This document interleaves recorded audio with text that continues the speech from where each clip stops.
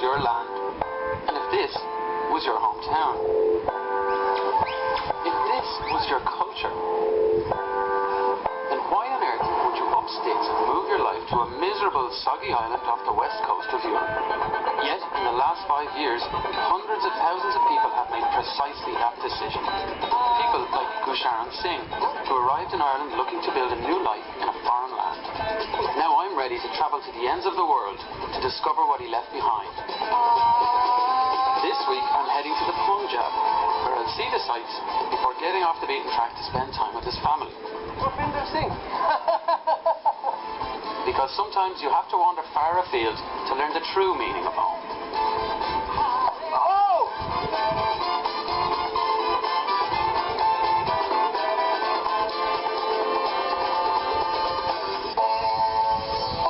I'm here in the leafy heart of Desres, Dublin 4. And if you live here, you're either a dentist, a doctor, or a diplomat. But one resident in the salubrious strip is adding a little dash of colour to the neighbourhood.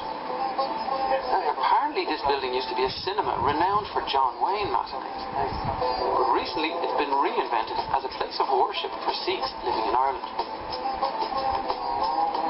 I was hoping to find someone that would grant me permission to visit their hometown. So as the prayers concluded, I began to mingle. In a back room I found a group of kids learning Punjabi. Their teacher, Meetu Singh, moved to Ireland back in '96, and ever since, she's been busy nurturing a life and an accent that lies halfway between Dublin and Delhi. I was there recently. I got married. Yeah. Congratulations. Thank you. We're actually having a party tomorrow. So you should come to that. You can come.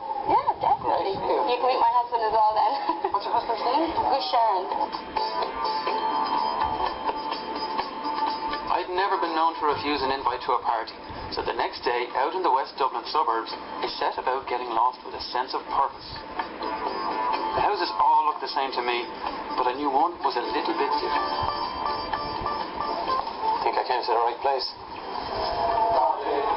As I arrived, the music was in full swing, and Meetu's new groom, Gusharan, was at the heart of the action. So, as the guests took a break for grub, I took the opportunity to get to know the main man a little better. Very impressed with your drumming there. That was fantastic.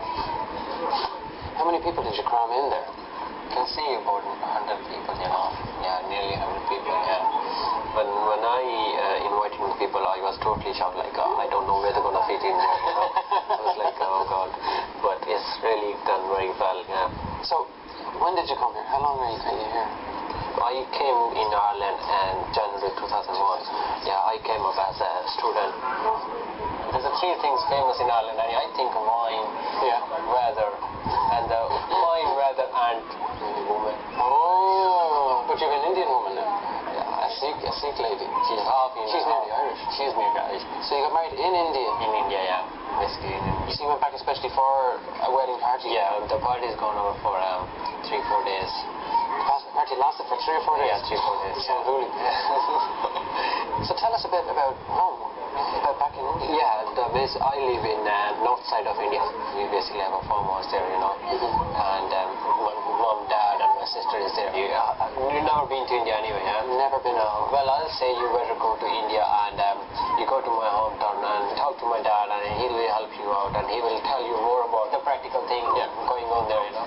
It was an offer no man could refuse. But first, I wanted to record a video message from Gusharan to bring to his family back home. They say never judge a man till you've walked in his shoes. So the next day, I packed a bag and boarded a flight. I was bound for the world's largest democracy and its capital, New Delhi.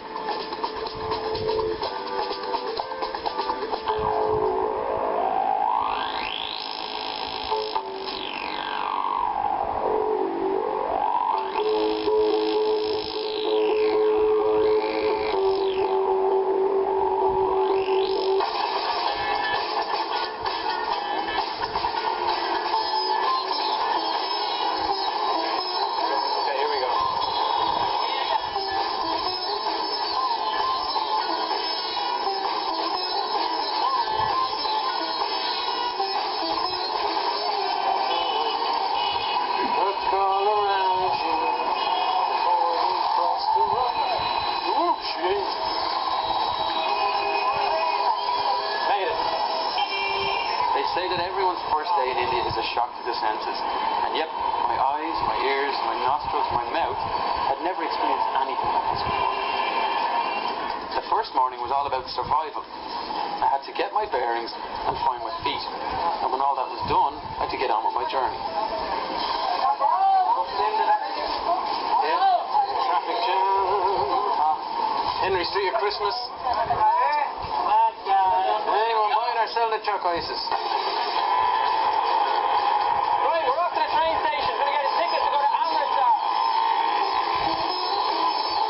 Oh, we're on the wrong side of the road now. People walking in front of us, walking beside. This is completely insane. Completely insane. Makes the Red Cow roundabout look normal.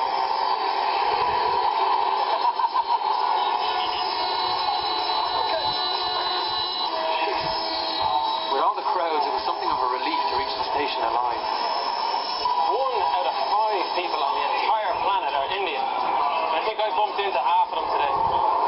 With a population that large, it's not surprising to learn that the National Railway Company is the biggest employer in the world, with over 1.2 million people on the payroll. It must be a nightmare for the boss to remember everyone's name at the Christmas party. May I have your attention, please? This is 2029 New Delhi Amritsar Shatabdi Express train. May I have your attention, please?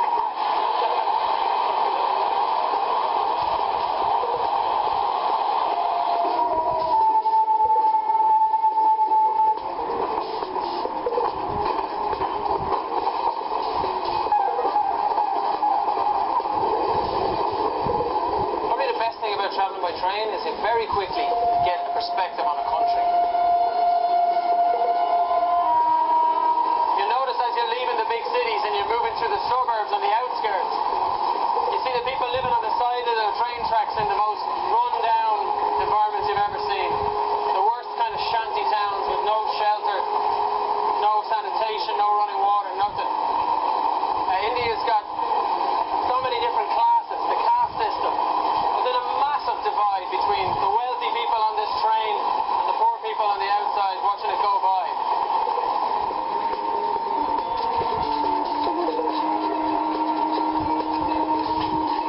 Gusharan had recommended that I see 2 things while in India.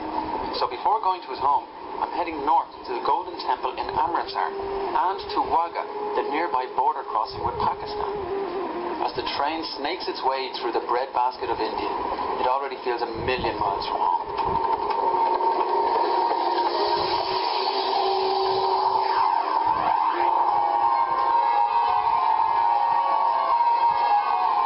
I'm a supervisor. I'm doing night shifts as a night manager as well sometimes.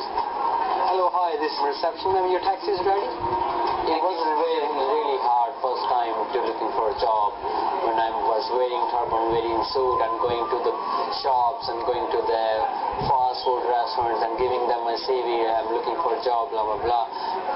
It's really hard. Like if you go to Grafton Street or Handel Street, you can see there's a one chap having a turban on his head and the people are looking, who's this guy, who's this country from, you know. The mostly people ask in a nicer way. And mostly people say, what's this hat is called? And I probably explained, this is called turban, this is not hat. And I remember one guy, can you sell it to me? I was like, no, this is not for sale. It's really a good business. I think I'll go for a business in hotels.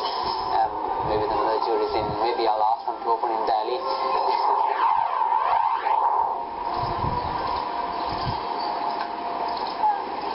Muslims have Mecca and the Catholics go to Rome. For Gushram and his people, this is the holiest of holies. Compared to the other major religions of the world, the Sikhs are the new kids on the block.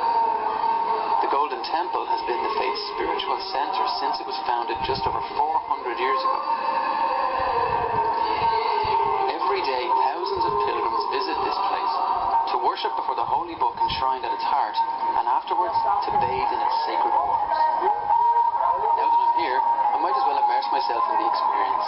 Amritsar means the well of nectar, and the Sikhs believe that this pool will heal and cure your ailments. It's just nice to get out of the sun for a while.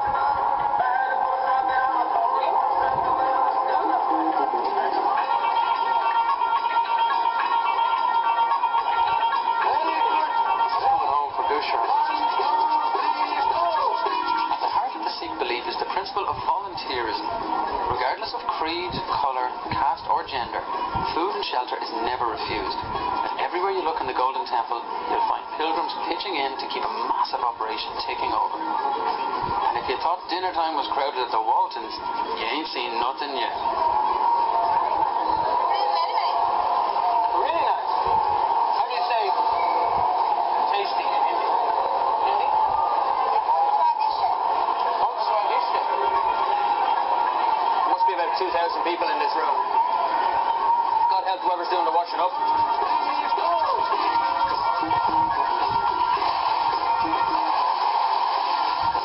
Not such thing as a free lunch.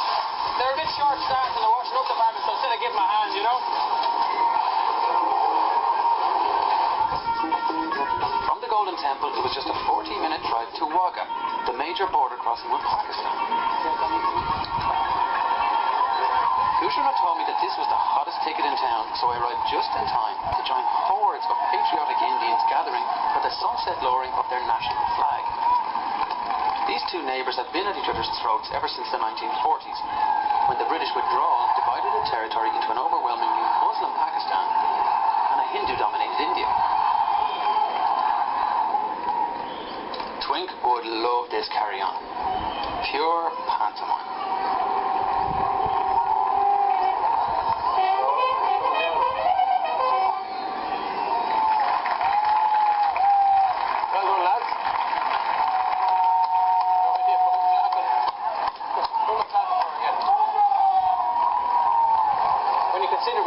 Two nuclear powers face each other down.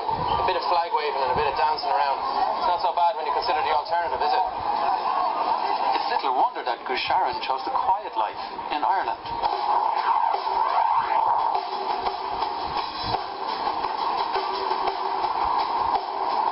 This is the city centre we are in now. I walked through the temple bar because that was the easiest way to me.